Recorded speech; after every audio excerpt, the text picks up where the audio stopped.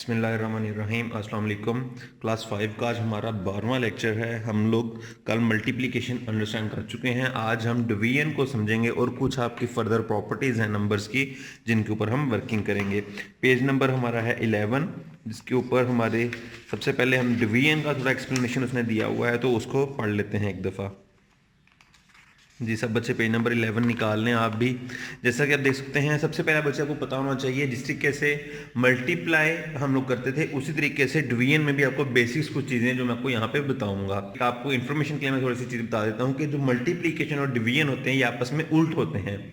यानी अगर आपको कहा जाए कि मल्टीप्लाई का उल्ट क्या है तो आप डिवीजन, और अगर डिवीजन का उल्ट कहा जाए तो वो मल्टीप्लीकेशन होगा। अब यहाँ पे आप देख सकते हैं, उससे पहले आप 3 और 4 डिजिट नंबर को 1 और 2 डिजिट नंबर से डिवाइड करना सीख चुके हैं। अब यहाँ पे हम 6 डिजिट नंबर को स्टडी करेंगे, लेकिन उससे पहले मैं थोड़ी सी बेसिक्स आपको बता देता हूँ जो कि यहाँ पे भी बताई गई हैं। अब ये अगर बॉक्स के अंदर देखें यहाँ पर, तो जब हम लोग वहाँ पे मल्टीप्लाई करते थे तो हम जीरोज ऐड करते थे एंड पे। यानी कि हम लोग जो अगर 1 0 आता था तो 1 0 लिख देते थे और एक्स्ट्रा लिख देते थे, अगर 2 0 होते थे तो 2 लिख देते थे। इसी तरीके से अगर हम डिवाइड कर रहे हो तो वो हम फिर खत्म करते हैं, वहां से कट करते रहते हैं। जैसा कि यहाँ पे अब एक नंबर गिवन है हमारे पास 283,000 और इसको डिवाइड करना है हमने 10 के साथ। तो आप क्या करोगे बच्चे, आप पहला जो जीरो है, सिर्फ एक जीरो है तो वो इस जीरो से कट हो जाएगा और बाकी वैल्यू हम वैसे की वैसे ही लिख लेंगे जैसा कि यहाँ पर भी लिखा गया है। 28,300 यहाँ पे वैल्यू बन जाएगी। इसी तरीके से अगर हम लोग 100 से डिवाइड करें तो 2 जीरो आ रहे तो वो 2 जीरो से कट हो जाएंगे और बाकी वैल्यू वैसे की वैसे ही लिख ली जाएगी। आगे चलते हैं, जैसे यहाँ पर 3 जीरो आ रहे हैं तो जब हम उससे डिवाइड करेंगे तो वो 3 जीरो वैसे के वैसे ही कट हो जाएंगे और बाकी वैल्यू हम यहां पर लिख लेंगे। तो इस तरीके से उसका आंसर आ जाएगा। इसी तरीके से नीचे भी एग्जांपल गिवन है, इसको भी आप देख लें। इस तरह यहाँ पे हमने 10 से डिवाइड किया, हमने ये जीरो खत्म कर दिया और ये वैल्यू हमारी बन गई। फिर यहाँ पे 100 से डिवाइड करना, दोनों जीरोस कैंसिल हो गए तो ये वैल्यू आ गई। इसी तरीके से हमने जब 1000 से डिवाइड किया तो ये तीनों जीरोस कैंसिल हो गए और ये हमारी वैल्यू आ गई। ये था सिंपल केसेस जिसमें एंड पे भी जीरोस आ रहे हों और जब आप उससे डिवाइड करेंगे रकम को तो उसमें भी उतने ही जीरो से तो हमने उनको सिंपल कटिंग कर दी। जैसे यहाँ पे 1 0, यहाँ पे 1 0, वो आपस में कैंसिल हो जाएंगे।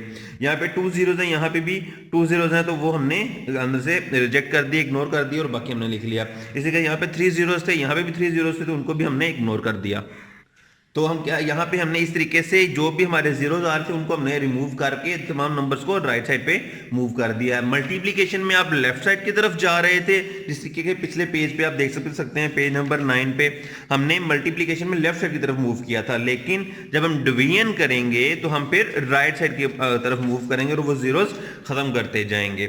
इसी तरीके से अब ये तो हमारा ऐसे सिंपल नंबर्स हैं, लेकिन अगर कोई ऐसा नंबर आ जाए जिसमें मल्टीप्लिकेशन हमने करनी हो जो अदर देन जीरोस आ रहे हो, या नंबर जिसको डिवाइड करना है वो अदर देन जीरो हो, तो फिर क्या किया जाता है। उससे पहले बच्चे थोड़ी सी मैं आपको चीज बता देता हूं जो कि आपको ये नाम इनके याद होने चाहिए। सबसे पहले ब्रैकेट के अंदर जिसको हमने डिवाइड करना है, ठीक है, या डिवीजन के साइन के अंदर जो हम लिखते हैं उसको डिविडेंड का नाम दिया जाता है। अब जब भी मैं डिविडेंड बोलूंगा तो आपको पता होना चाहिए कि हमने उस पर डिवाइड करना है, उसको डिवाइड करना है अंदर रख के। उसके बाद जो बाहर जिस पे डिवाइड करना होता है उसको डिवाइजर का नाम दिया जाता है। क्या नाम दिया जाता है उसको? डिवाइजर का। उसके बाद जो सबसे ऊपर हमारा आप कह लें जो आंसर आ रहा होता है उसको हम क्वेश्चन का नाम देते हैं। क्या नाम दिया जाता है उसको? क्वेश्चन का। और अब डिवीजन करने के बाद अगर कोई रकम वापस बच रही हो, समटाइम ऐसे होता है कि कोई वैल्यू पूरी डिवाइड हो जाती है, लेकिन समटाइम्स ऐसा भी होता है कि वो पूरी डिवाइड नहीं होती हमारे पास, तो हम रिमाइंडर लिखते हैं, बाकी जो हमारा बचा होता है वो लिखते हैं। यानी मैं दोबारा रिपीट कर देता हूं, जो हमने अंदर रखा था उसको डिविडेंड का नाम दिया जाएगा, जिसको हमने ऊपर हमारा जो आंसर आया वो क्वेश्चन है, बाहर जिस पे डिवाइड करना है उसको डिवाइजर का नाम देंगे और नीचे जो बाकी बचेगा उसको रिमाइंडर, जैसा कि यहाँ पे एग्जांपल में भी गिवन है। आप देख सकते हैं अंदर जिस पे जो 437 को हमने डिवाइड करना है वो डिविडेंड है, 12 पे डिवाइड करना है वो डिवाइजर है, ऊपर जो आंसर हमारा जो आया है वो क्वेश्चन है और जो बाकी रकम बच गई है उसको हम रिमाइंडर का नाम देंगे। इसी तरीके से हमारी ये डिवीजन हो रही है। बच्चे ये आप लोग खुद से देखेंगे एग्जाम्पल, मैं आपको जो नीचे एग्जाम्पल दी हुई है वो मैं आपको अभी सोल्व करके दिखाऊंगा। जी बच्चे, इसको अब देख लें। सबसे पहले हमने 381 आ रहा था और हमारा जो पहला नंबर था वो 4 है। ऑब्वियसली 4 छोटा है, हम अगला नंबर साथ मिलाएंगे 48 बन जाएगा। स्टिल वो बाहर वाली रकम से छोटा है तो हम साथ 3 भी मिला लेंगे तो ये 483 हो जाएगा। अब हम देख सकते हैं 381 को 1 टाइम मल्टीप्लाई किया था तो 381 आता है, तो हमारे पास माइनस करने के बाद जो बाकी बचेगा वो 102 होगा और ऊपर से हमने 7 नीचे उतार लेना है। अब आगे चलते हैं। अब हमने 381 को 1 से जब मल्टीप्लाई करें तो 381 ही आता है, लेकिन जब हम 2 से मल्टीप्लाई करें तो ऐसा नंबर आता है जिसका रिमाइंडर इससे लेस हो जाएगा। हमेशा इस बात का ख्याल रखा जाता है डिवीजन के अंदर कि जब भी हम जो यहां पे रकम लिखी जाए मल्टीप्लाई करने के बाद अगर उनको सब्ट्रैक्ट करें तो आंसर हमेशा जो यहां पे आंसर आएगा वो इस रकम से छोटा आना चाहिए। तो हमने 2 से मल्टीप्लाई किया 762 हो गया, माइनस किया यहां पे 265 आ जाएगा और उसके बाद हम 5 ऊपर से नीचे उतार लेंगे। सॉरी, यहां पे हमने 5 नीचे उतार लिया। अब हम क्या करेंगे, 381 को हमने 6 टाइम्स मल्टीप्लाई करना है तो 2286 करने पर 369 हमारा बाकी बचता है। फिर हम 9 यहां से नीचे उतारेंगे तो 381 को 9 से मल्टीप्लाई किया तो 3924 आ जाएगा और 270 हमारा रिमाइंडर हो जाएगा। ये ऑलरेडी से कम हो चुका है तो यहां तक हमारा ये आंसर हो जाएगा। तो बच्चे इस तरीके से आपने जो ऊपर वाली एग्जांपल थी उसको भी अच्छी तरीके से आपने देख लेना है और उसको अंडरस्टैंड कर लेना है। कल फिर हम इसको स्टार्ट करेंगे। Thank you. पहले हम नेक्स्ट पेज पे आ जाते हैं। प्रॉपर्टीज कुछ आ रही हैं नंबर्स की, आप उनको स्टडी कर लेंगे और उसके बाद फिर हम डिवीजन की एग्जांपल देख लेंगे। ये प्रॉपर्टीज भी आपने याद कर लेनी है, अगली क्लासेस में 9, 10 एफएससी तक ये प्रॉपर्टीज ऐसे ही यूज की जाएंगी। तो अगर आप लोग बच्चे अच्छे तरीके से अभी से इनको तैयार कर लेंगे तो आगे आपके लिए इसके लिए बहुत आसानी हो जाएगी। जी, सबसे पहले आ रहा है commutative law. Commutative law of addition and multiplication states that the result remains the same if we change the order of the numbers। आपको ये डेफिनेशन याद होनी चाहिए। वो कहता है कि नंबर्स की मल्टीप्लिकेशन और एडिशन के कम्यूटेटिव लॉ ये कहता है, इसका स्टेट करता है कि नंबर का जो आंसर आएगा जब दो नंबर्स को मल्टीप्लाई या ऐड किया जाए तो उनका आंसर सेम रहता है। किस केस में, अगर उनकी तरतीब चेंज कर दी जाए। फॉर एग्जांपल जैसे यहाँ पे 20 प्लस 16 था, हमने इनकी तरतीब चेंज कर दी, हमने 16 प्लस 20 कर दिया तो आंसर हमारा 36 ही आएगा।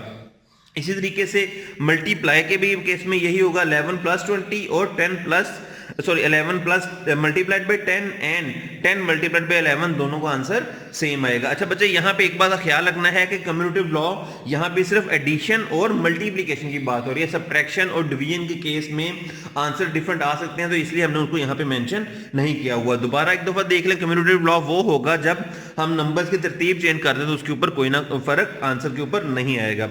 उसके बाद आ रहा है एसोसिएटिव लॉ। अगर हमारे पास the associative law of numbers over addition and multiplication states that we add or multiply the numbers by grouping them differently the result will be same। मतलब क्या है इस बात का कि अगर हमारे पास लेट्स सपोज 3 नंबर दिए हुए हों, हम कोई से 2 नंबर्स को मल्टीप्लाई करें या ऐड करें, उसके बाद अगर हम तीसरा नंबर बाद में उसके अंदर ऐड कर दिया जाए। इसी तरीके से जो हमने पहले नंबर ऐड किए थे उनको छोड़ के हम कोई से अगले 2 नंबर को ऐड कर लें या मल्टीप्लाई कर लें और उसके बाद तीसरा नंबर उसके अंदर ऐड किया जाए, यानी उसका ग्रुप चेंज कर दिया जाए तो भी आंसर सेम रहता है। जैसा कि आप देख सकते हैं यहाँ पे हम पहले 10 और 8 को ब्रैकेट में लिखा हुआ है, इसका मतलब है पहले 10 और 8 को ऐड करेंगे फिर उसके अंदर 9 ऐड किया जाएगा। लेकिन यहाँ पे हमने क्या किया, पहले 9 और 10 को ऐड किया और फिर उसके अंदर 8 ऐड किया तो दोनों का आंसर सेम रहेगा। इसी तरीके से मल्टीप्लिकेशन में भी यही किया कि 10 और 8 को मल्टीप्लाई करें और फिर 9 से मल्टीप्लाई कर दें, या 9 और 10 को मल्टीप्लाई करो और फिर 8 से मल्टीप्लाई कर दें तो आंसर सेम रहता है, 720 ही आएगा। उसके बाद लास्ट प्रॉपर्टी है डिस्ट्रीब्यूटिव लॉ की, इसको भी देख लें। इफ वो कहता है if a b and c 3 number the distributive law of multiplication over addition states that.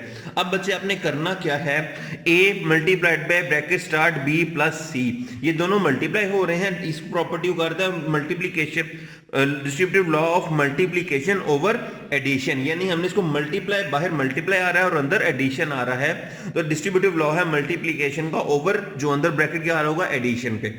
तो हमने पहले a को b से मल्टीप्लाई कर देना है फिर प्लस a को c से मल्टीप्लाई कर देना, तो हमारा आंसर आ जाएगा ab प्लस ac। इसी तरीके से सब्ट्रैक्शन के लिए क्या बन जाता है, distributive law of multiplication over subtraction. कैसे आपने पढ़ना है, distributive law of multiplication over subtraction. बाहर मल्टीप्लाई आ रहा है तो हम ब्रैकेट लगाएंगे और मल्टीप्लाई कर देंगे और अंदर सब्ट्रैक्शन है तो माइनस हो जाएगा, a cross b minus a cross c, तो ये ab माइनस ac। इस तरीके से ये आपका डिस्ट्रीब्यूटिव लॉ भी हो जाएगा। तो बच्चे ये आपने तीनों लॉज को अच्छे तरीके से अंडरस्टैंड कर लेना है।